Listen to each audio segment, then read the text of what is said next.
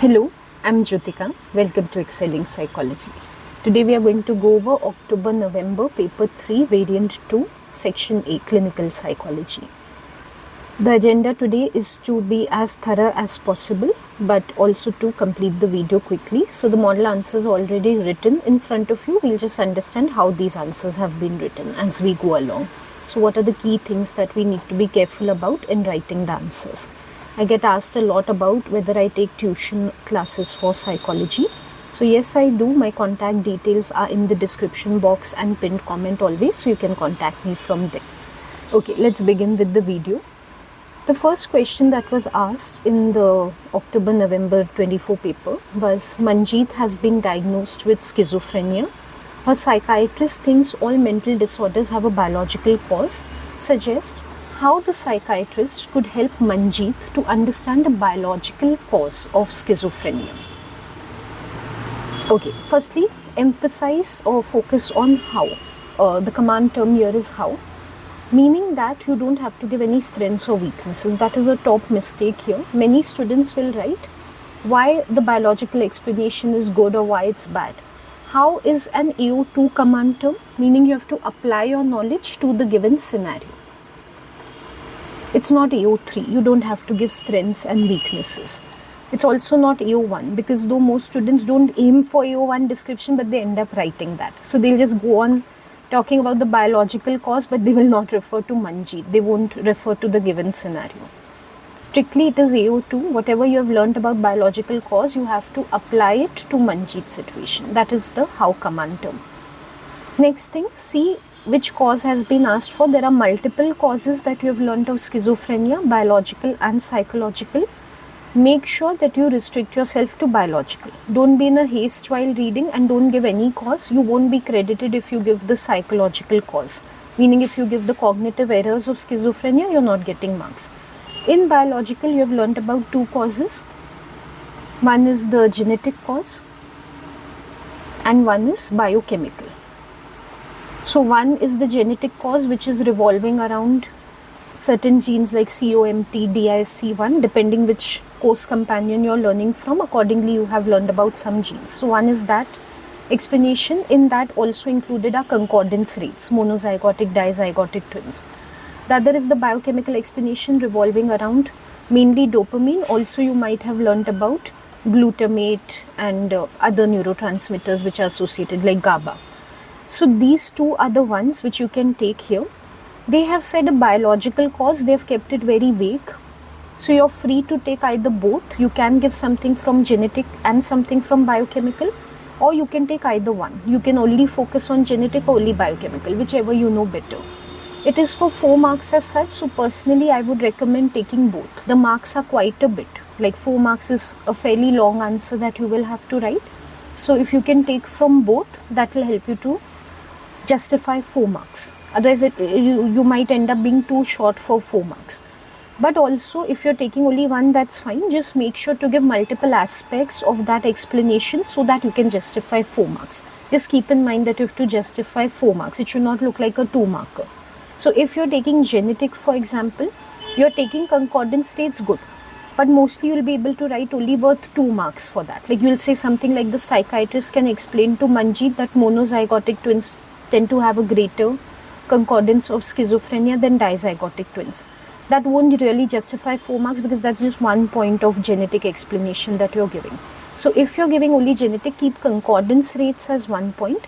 Another point, you can name a candidate gene. So either you can name COMT or DISC1 and say that, that impacts brain functioning and that is how that particular gene can lead to vulnerability of schizophrenia. So if you're taking any one explanation, give 2 details from it to justify 4 marks. Alternatively, take both explanations and give 1 detail from each. Something like what I have done in the model answer to get 4 marks. Okay, so keeping this in mind, let's quickly look at the model answer. Keep on referring to Manjeet and the psychiatrist when you're writing. Don't switch over to just biological cause says that this candidate gene is there, these are the concordance rates. Don't write it as if, there's no scenario. You just ignore the scenario totally as if it's not even there in front of you. If they just wanted to ask you what is the biological cause, they would have phrased it that way. Explain the biological cause of schizophrenia. Why are they bothering to give you those details about the Manjeet and the psychiatrist? They want you to refer to that situation when you're answering. Okay, so make sure you mention that. So how you can begin is, the psychiatrist can explain to Manjeet that schizophrenia can be caused by an imbalance of neurotransmitters in the brain, particularly dopamine. Okay, now to score well. See, like I told you, roughly I'm assuming for this dopamine part I'm going to get 2 marks because it's just 1 point, doesn't deserve more than that. Another point I'm targeting with the genetic, COMT. But even to get 2 marks when I'm talking about dopamine, some more detail is needed. Like if I just mention, oh, excessive dopamine could be there, 1 mark for that. It's just like touching upon the point that dopamine has something to do. So how to justify 2 marks? By elaborating further. Excessive dopamine in some areas of the brain, but decreased dopamine in others. This is elaboration. This justifies 2 marks.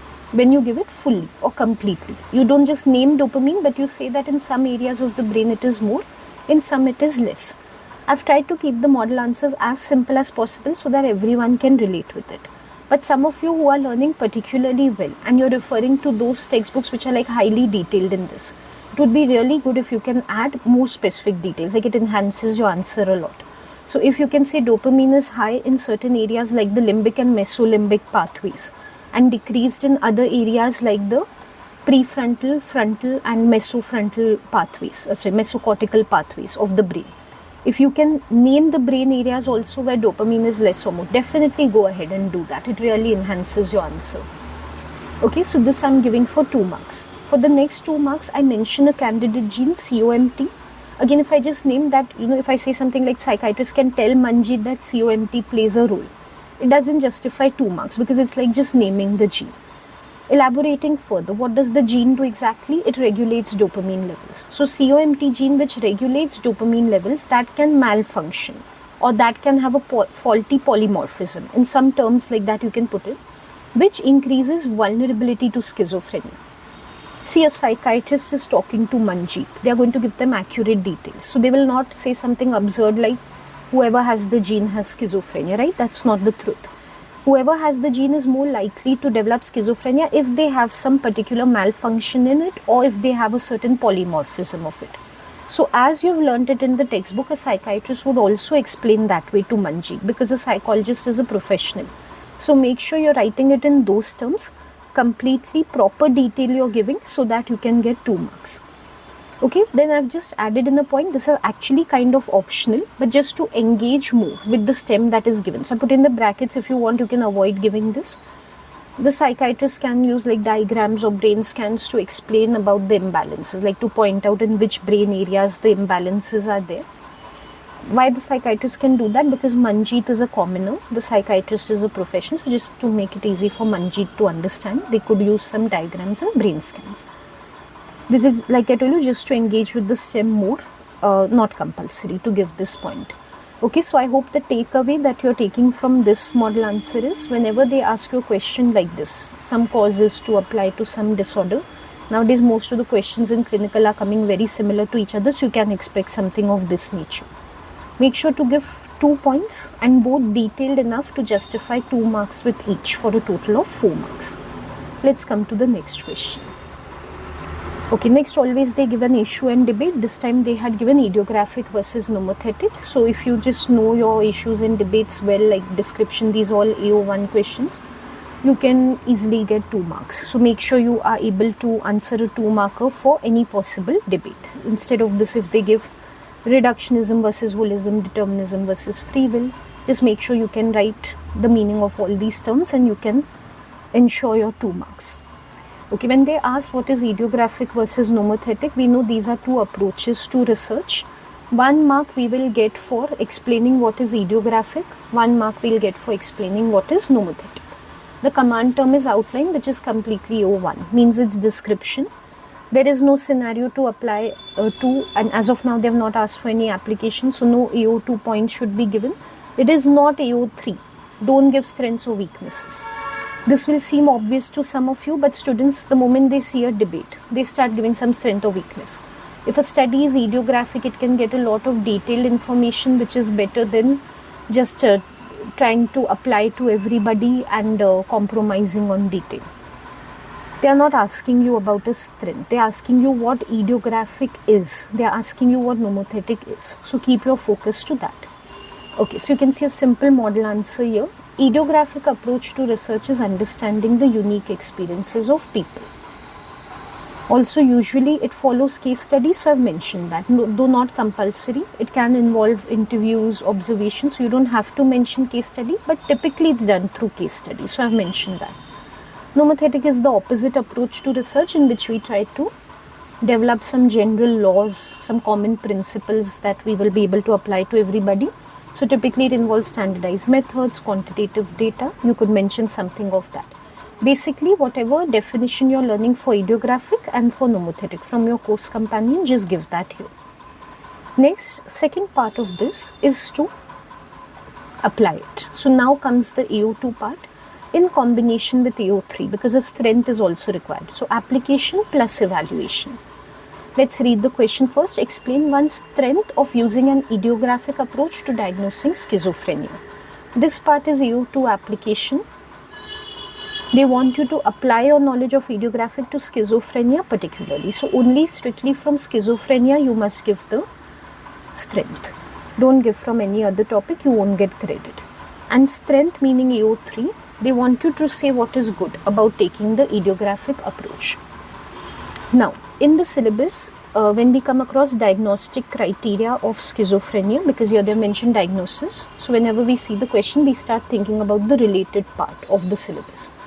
In that diagnostic part, they have given two subtopics. I'm ignoring the case study for now, that's not relevant. One is they have given ICD-11 criteria for diagnosing schizophrenia, and one is a case study.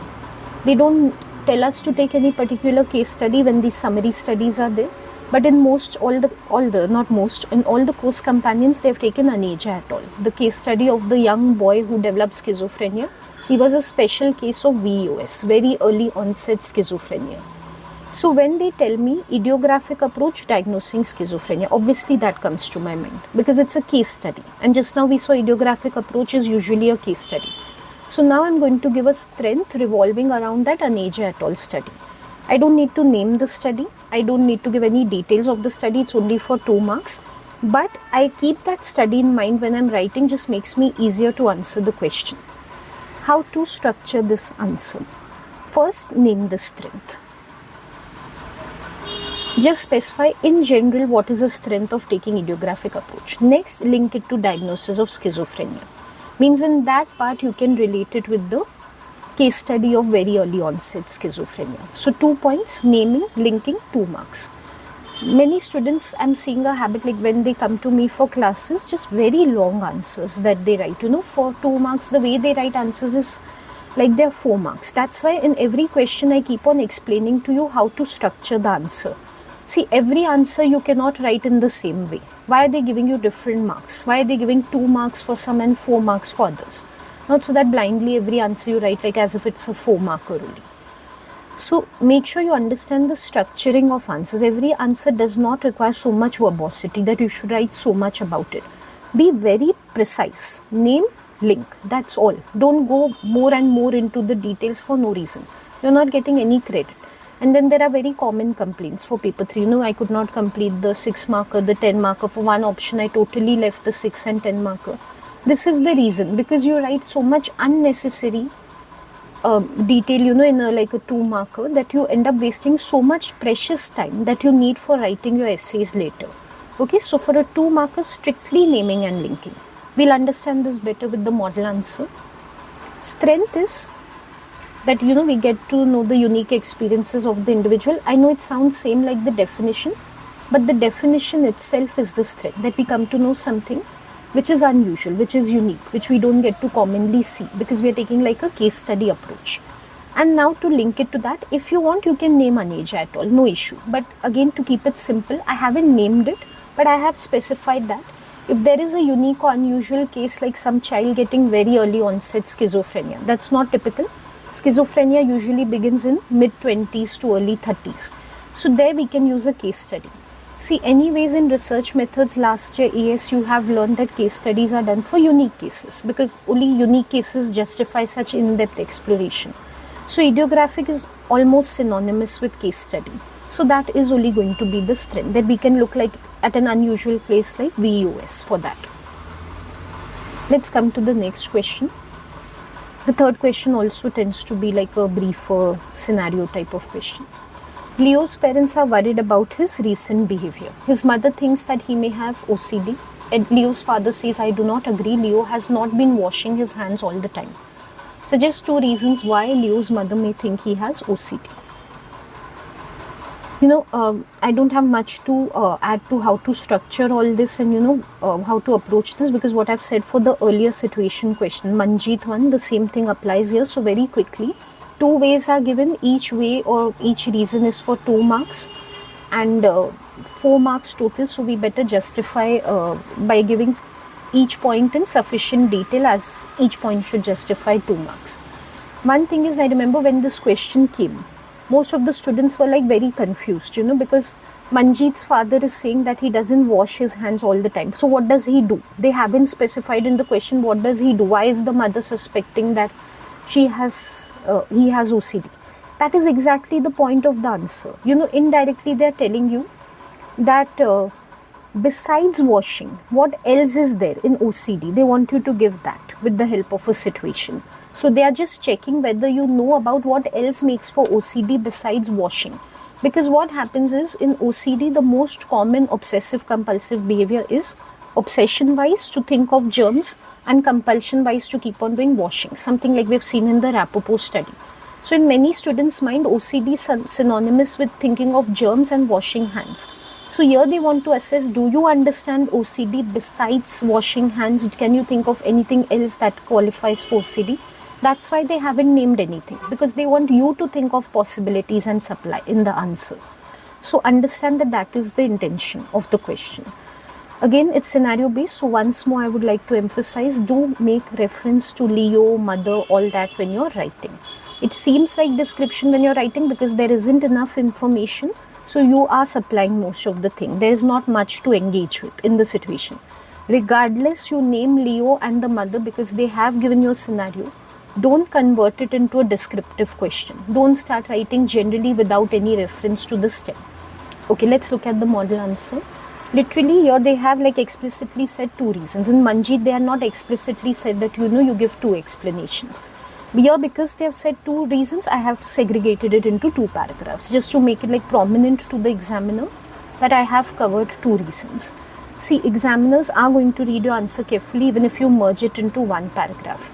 But just be a little empathetic. An examiner has to read so many answers after every test that takes place.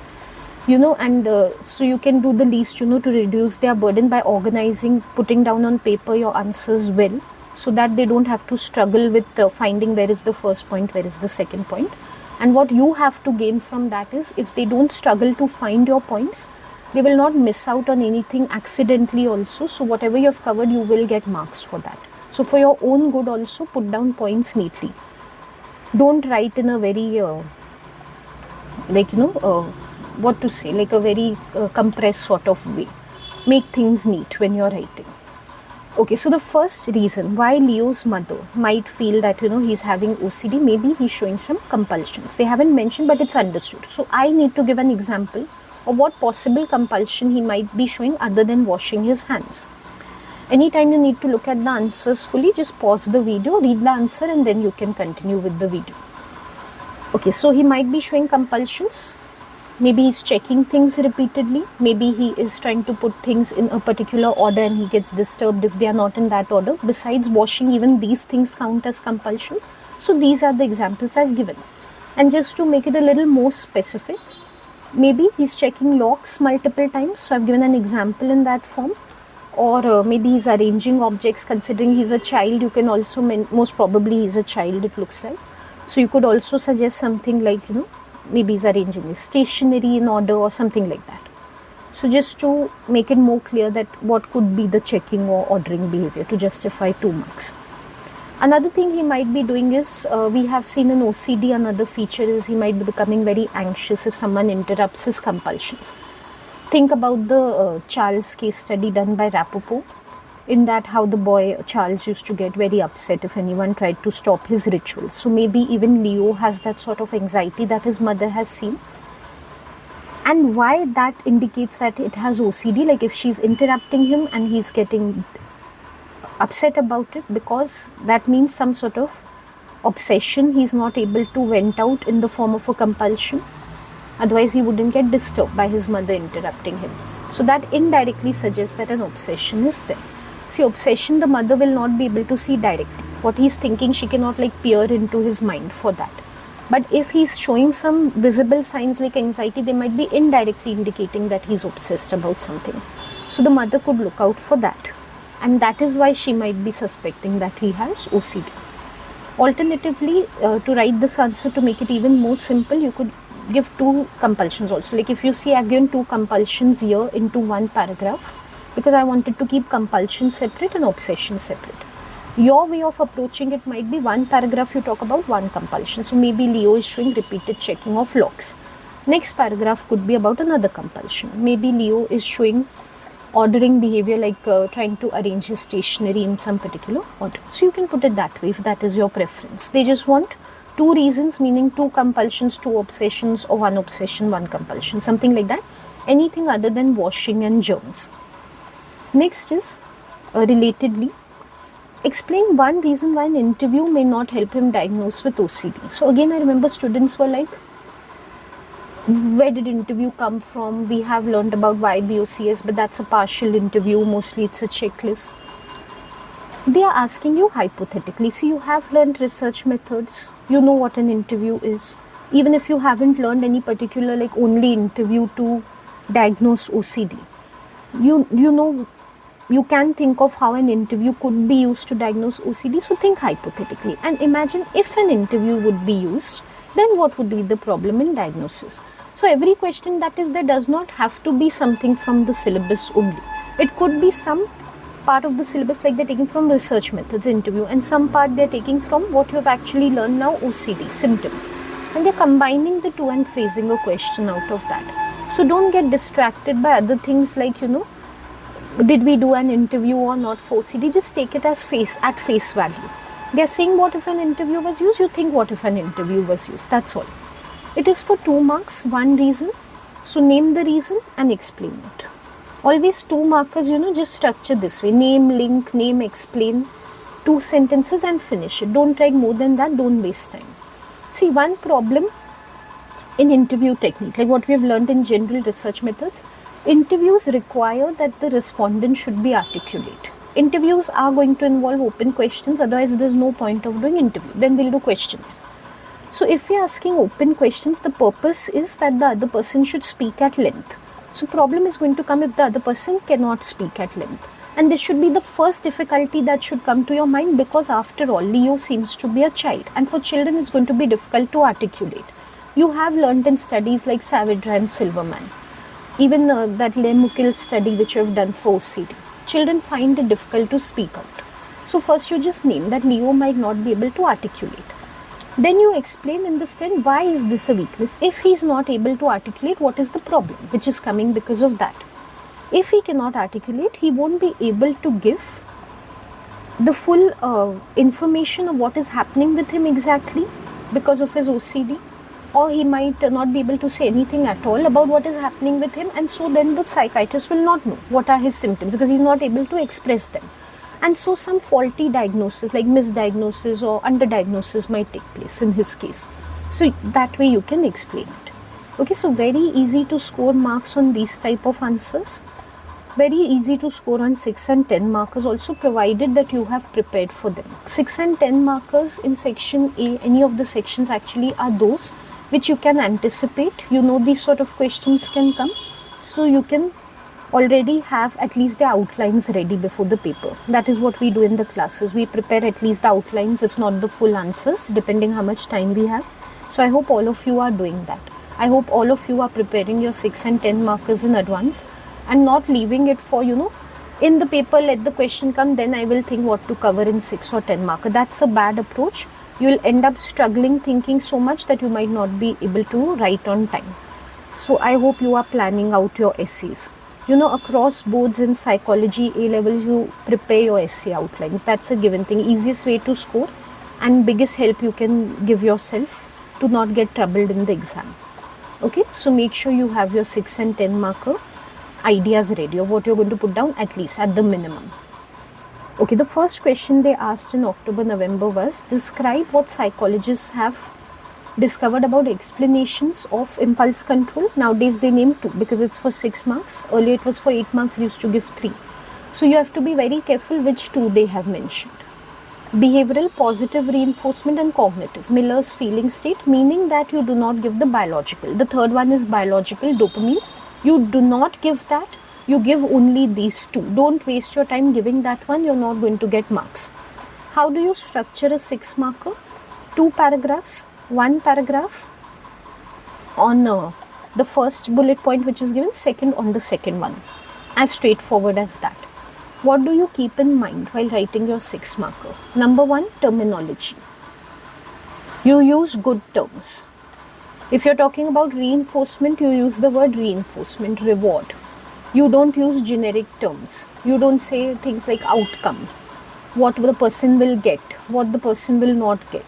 You don't use casual language. You use words like reinforcement when you're writing. Next thing you keep in mind is to explain points, develop points. If you're saying that positive reinforcement can lead to impulsive behavior, how? You don't just leave the point at, oh, it can lead to impulsive behavior. Exactly how does that happen? You explain. Basically, you show your understanding of things.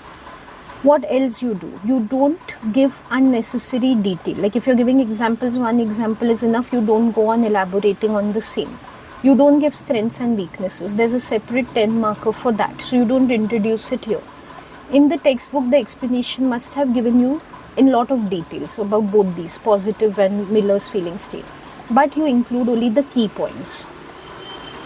The key terms that are there, you keep on naming them with proper terminology and you keep on explaining those. You keep on showing your understanding of those. You give 1 or 2 examples where necessary. But you don't go on repeating on, say, 1 point only like positive reinforcement and don't give another point like variable ratio schedule of reinforcement. You don't skip on that because you have gone in unnecessary detail of positive reinforcement. It is a describe command term AO1. You do not give evaluations. You do not give strengths and weaknesses at all. You do not give introduction and conclusion at all. No credit is there for that. Don't waste your time. In general, what is impulse control disorder, what is pyromania, what is kleptomania, and you're not going to get any marks for writing anything. Be very focused when you're writing the 6 marker. They have asked you for 2 things, you talk only about those things. You don't talk about unnecessary things. Okay, so model answer, I cannot read the full thing for 6 marker. It's very long. Just the key things I'll keep on, explaining to you what points I've just made, like what you should do. Just to give you examples of that. If you want to read the full answer, just pause the video and read it. I said good terminology should be used. So you can see in the positive reinforcement explanation. Okay, so you can see I have used good terms like positive reinforcement, operant conditioning, right? Not some theory, vaguely something I have not given. Operant conditioning name I have used. I have shown my understanding of how positive reinforcement applies to impulsive behavior. For example, if someone wins in gambling or they get a thrill when they steal something in the case of kleptomania, that is the reinforcement or the reward that they experience. So with this example, I have shown my understanding. Then I have moved to the next term, variable ratio schedule. I have named Skinner, who's given the term, not compulsory, but definitely takes your answer to a high level if you can name relevant psychologists. So, what is this variable ratio schedule? First, I have defined it that it's an unpredictable system of giving rewards. The gambler cannot anticipate when they will get the rewards. So, they keep on anticipating with every turn. They become increasingly hopeful that that is when they'll get the reward.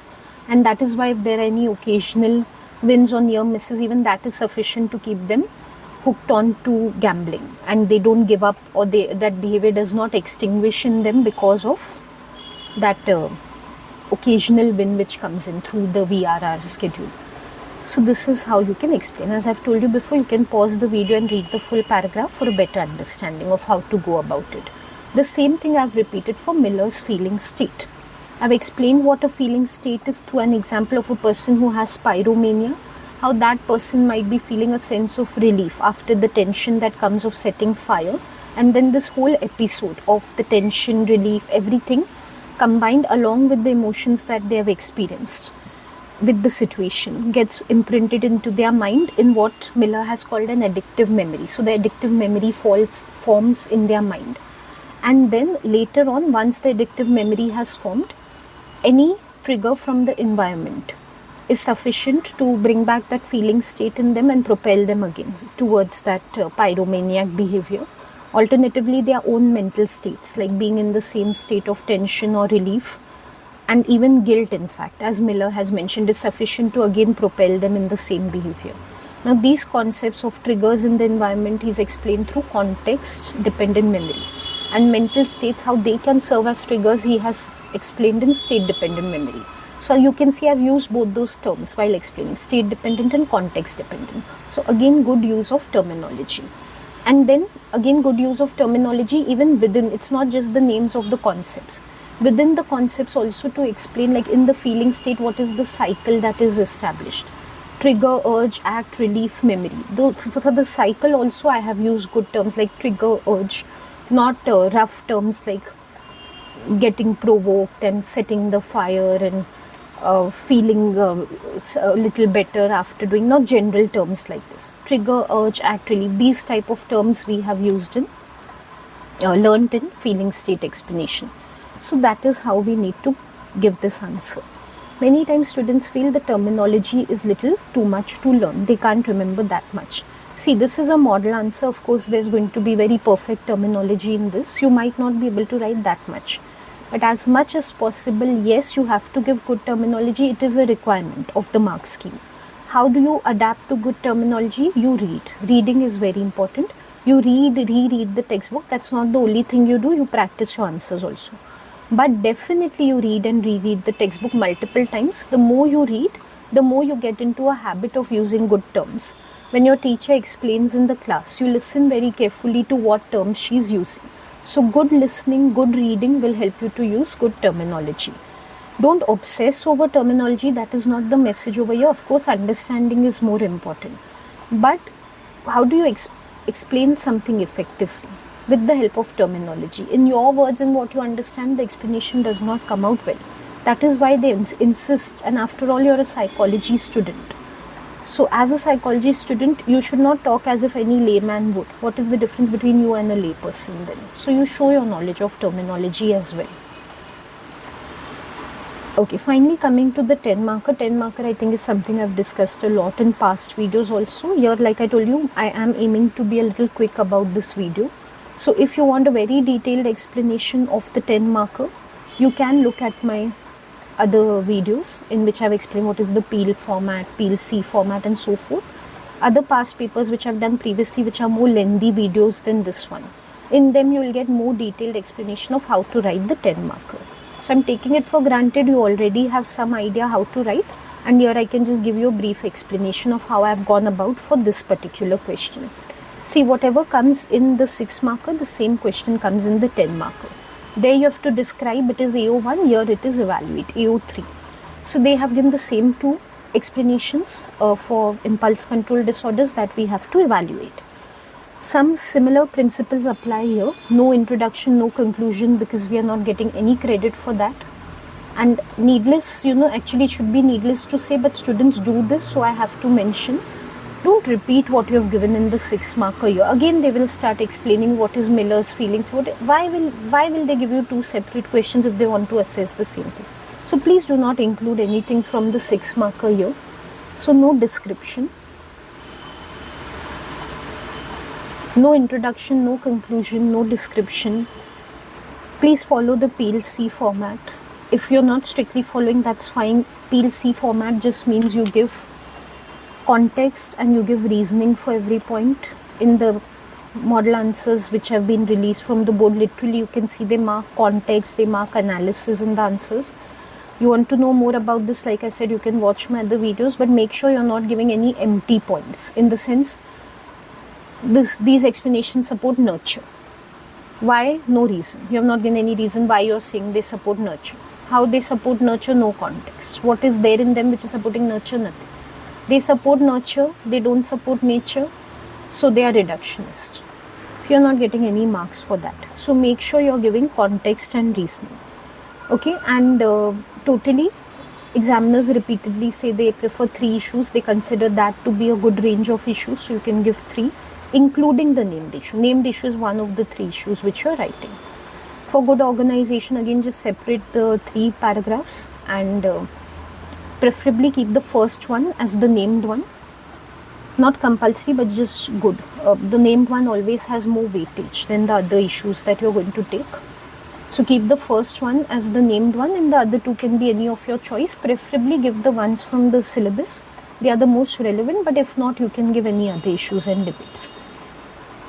Nowadays, there is this thing that, take both the explanations in every point that you're making. So as far as possible for every point, like say you're taking nature versus nurture, take both.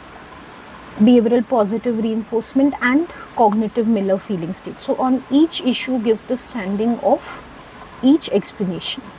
As far as word count or length of the answer is concerned, again just follow the PLC format, follow context and reasoning for every issue. Then you don't need to stress over the word count or the length. Automatically the length will be sufficient if you are following the correct format of writing. Examiners are definitely not marking you for length. They are not giving more marks to the student who is writing a longer answer and less marks to the student who is writing a shorter answer. They are giving you marks for giving good points, again with context and reason. For that they are giving you marks. So your focus needs to be in the correct place. Okay, because otherwise many times students will say, I wrote such a long answer, I didn't get marks. You write 100 pages also, you will not get marks if it is not in the correct format. So make sure your focus is in the correct place. Okay, in this particular answer they have said nature versus nurture. So I have begun with that. See, both these explanations are supporting nurture. I said you have to give context. So why the behavioral explanation is supporting nurture? Because over time, through reinforcement repeatedly of impulsive behaviors, like say gambling for gambling disorder, stealing for kleptomania, the individual has been getting rewards repeatedly. Especially if we talk about the variable ratio schedule, they have been getting these rewards in an unpredictable manner, which has prevented them from extinguishing their behavior. So this is how nurture is supporting. This is the learning which is showing that nurture is supported here. Similarly, in the case of feeling state, I have not mentioned it because it will become too long, so I have given only one example. You can say that over time, as the individual has associated positive feelings with the impulsive behavior, such that today any context or any mental state can trigger it. They are engaging in the impulsive behavior. So again, nurture or learning is reflecting in their behavior today. So this is how both are supporting nurture. What is good about them supporting nurture? Now coming to the analysis, this was only the context. This is only how they are supporting nurture. I have explained that. But why is it good? Or alternatively, you can give why it is a weakness. I will say give both. Give a point and then give a counterpoint. So to begin with, why it is a strength? Because it helps in intervention. For example, contingency management, which you have seen later in the treatment.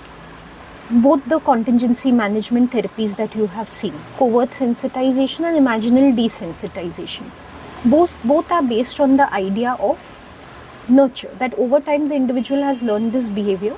So in covert sensitization, we are reducing that reward, that reinforcement which is associated, and we are replacing it with an aversive stimulus. And in imaginal desensitization, we are doing away with the trigger itself. We are reducing the tension itself so that further behavior does not perpetuate. So if you want, you can give a specific example like that. In my point, it would become too much to elaborate on either covert or sensitization or imaginal desensitization. So I've just said broadly that they help in contingency management. See, this is where I want you to know that there can be many ways of writing the same answer. There's no right or wrong. Just make sure you're getting the structure, that you're understanding that you need to give context and reasoning. Now to give a counterpoint to this, it can be difficult to give counterpoints everywhere. See, this is a model answer, so literally I've written long paragraphs everywhere. I've included counterpoints, but strongly I'll recommend at least in 1-2 paragraphs, especially in the named issue, do give a counterpoint.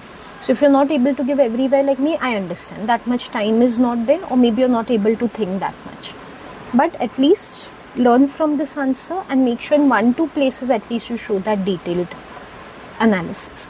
So for a counterpoint to this, definitely nature is being ignored. We have learned that dopamine is also playing a role when it comes to impulsive behavior. If we are not looking at that, then we are being reductionist. Because for some individuals, it might be true that because of reinforcement or feeling state, they are developing these conditions. But for others, it might be that dopamine is the reason behind all this. So then we are not able to understand those cases fully. This leads to reductionism. So that's the counterpoint that I'm giving. Now, sometimes students tell me that in these answers, I have said don't give description, don't give anything from the 6 marker. But then I am talking about, again, about variable ratio schedule, I'm talking about dopamine fluctuations. Why am I doing that? Because I am supporting the point that I have given. I've said this is nurture, I'm pointing out where I'm seeing nurture in the theory. Am I just giving it for the sake of giving it? Am I just talking about variable ratio schedule in isolation without linking it to nurture? No. I'm giving it as it is relevant to nurture. So of course that I have to give. That is known as contextualizing. When I say don't give description, when I say don't give anything from the 6 marker, in isolation without relevance to any issue, don't go on repeating what you have written in the 6 marker. That is what I mean. Okay, now the rest of the issues, I'll just go over them quickly because I think most of the general points you need to keep in mind while writing, I've explained to you. I've taken idiographic versus nomothetic, that is relevant over here. You can take any other issue, whichever you can explain properly. Behavioral explanation is nomothetic. See, sometimes what happens is we are looking at 2 explanations, and them only we can contrast. One supports one side, the other supports the other side. So that's good. It helps to balance the paragraph, and we don't need to bring further counterpoints. Like they only serve as counterpoints for each other. So we get saved in terms of length also. Now to explain why behavioral explanation is nomothetic, because we are assuming that everybody who is undergoing reinforcement, like say in a VRR schedule, everyone is going to develop impulsive behavior. So we have a common principle for why impulsive disorders develop for everybody, for all cases. Any example we can give to support, like pyromania, in that there is thrill seeking. So that is also as a form of reward or reinforcement which is coming from the relief, which is experienced when the tension of setting fire goes away. So because we are explaining all sorts of behavior, gambling we have already given example, even pyromania we can explain through positive reinforcement. So it is a nomothetic approach. But in contrast, now the counterpoint is from the other explanation, Miller, that is idiographic. Because there it is about the individual's subjective feeling state or memory, addictive memory that they have developed with feelings, like in some people's cases it is about power that they experience in that feeling state. For others it can be some sort of compensation or belonging that they're feeling. Like we see in the case of John, he used to feel a sense of belonging which he did not get from his own father. So that was helping him to do that behavior again and again, like that was a part of his feeling state. So Miller has acknowledged that in some people's case, a particular emotion might be driving the feeling state like power. In another person's case, another emotion like belonging might be driving it. So that is why it's an idiographic approach. It accounts for everyone's unique experiences. Now to analyze this, I've given context of why it is idiographic. Is this good or bad? A problem with this is that support is definitely from case studies. Like I just gave the example of John.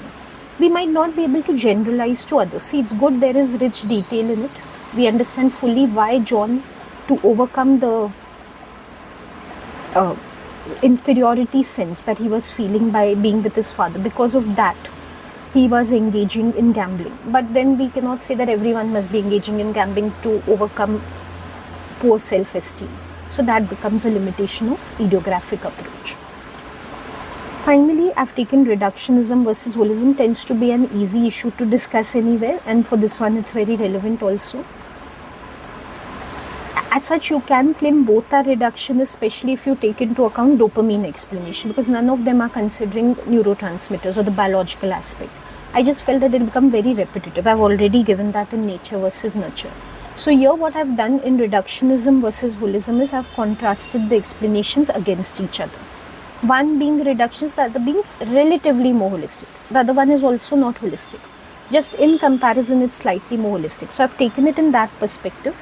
Many times what happens is, supposing like I take nature versus nurture. I conclude off by saying it's reductionist. Then students feel we shouldn't take reductionism versus holism at all. In a sense, we've already covered it. That's true.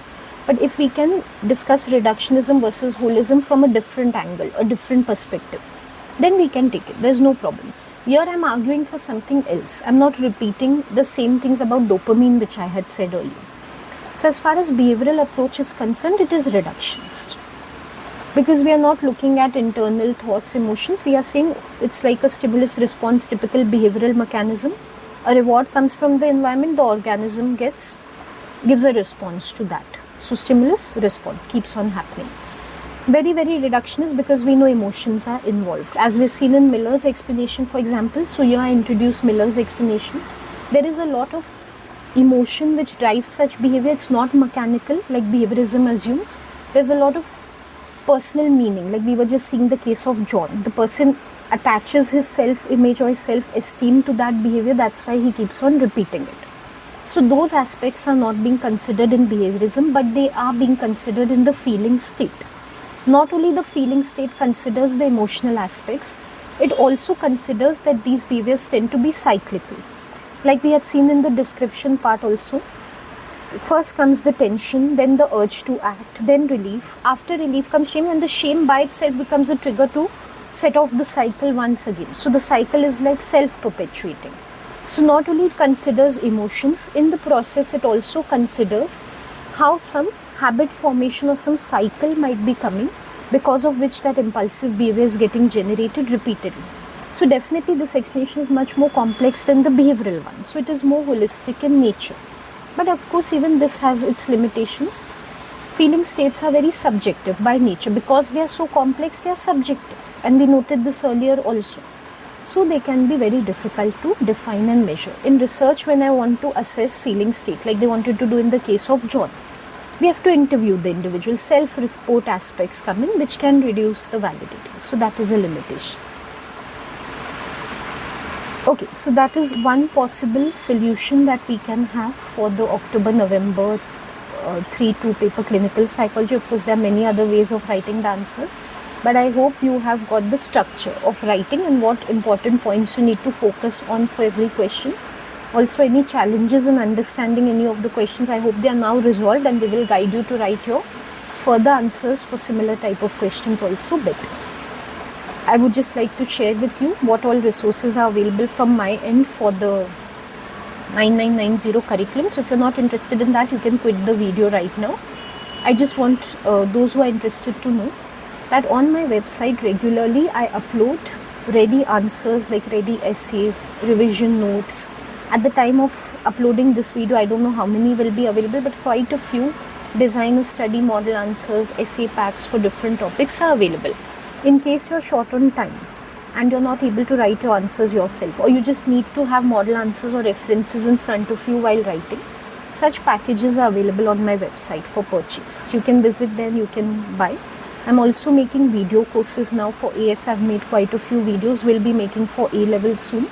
So in case you want access to exclusive videos which are more in depth than these, in which I explain step by step how to write different type of answers and explain to you how scoring is done, what common mistakes are made while writing answers. So if you want sort of pre-recorded lectures, for some reason if you're not able to access classes with me and you want direct access to already recorded videos, of course they are one way. I don't recommend that strongly. Two-way interaction in tuition is always better. But in case only that is feasible for you right now, I'm making a lot of recorded videos also available. So I'm increasing the number of resources that I'm giving out. Besides giving out tuitions, I've also started offering model answers for purchase and recorded videos for purchase. So I don't know as of uploading this video how many will be available, but you can stay tuned to my website, and on this YouTube channel also I keep on putting updates of what new materials are available. So you can keep on checking out from time to time. You can subscribe this channel so that you get your notifications, and then whatever you're interested in purchasing, you can reach out to me for that. Okay, so this was just to notify you on what all you can access to make your learning easier for 9990. That's all that I have to offer for today. I'll be making another video soon solving consumer psychology section for this paper. So in case you've taken clinical and consumer, that video will be helpful to you. That's all for today then. Goodbye. Thank you for watching.